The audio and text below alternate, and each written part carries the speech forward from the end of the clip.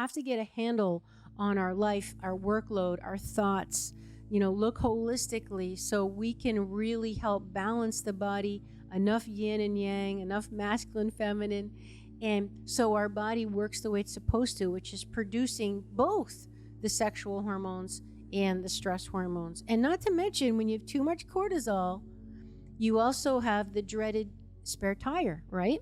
Right. That's the belly fat that won't go away. Right.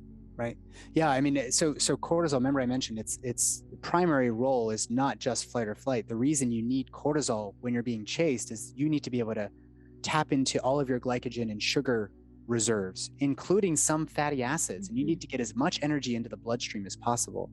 Well, if you're constantly telling the body, I need to be Fueled. regulating, I need to have some fuel source available.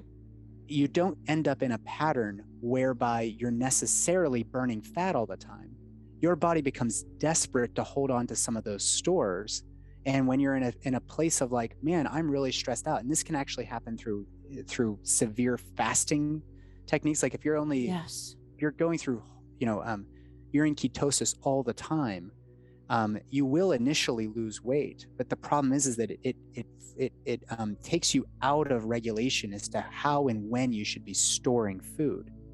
So for somebody who's never eating anything, your body's going to be utilizing resources at some point. But then when you go back to eating, your body's like, oh my God, we haven't eaten for a week. We may never eat again. And it starts to consume and to go into excess. Yeah. So everything is a balance. There's no binary here. It's not like fasting is good or fasting is bad. It's how are you fasting? Why are you fasting? And are you taking care of what you're eating, how you're moving, how you're sleeping, and everything else along the way, so that your body can utilize sugar and tap into fatty acids when it needs them. And when it's not needing them, it knows where to put them.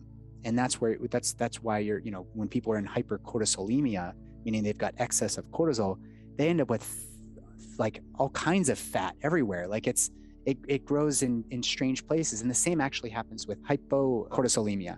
So there's different names for these different processes, but over time, too much or too little of any hormone is going to lead to some dysfunction, and you know it when you see it. So, well, visualize someone that's been taking steroids for an injury or something, right? They blow up. I mean, that's what cortisol does.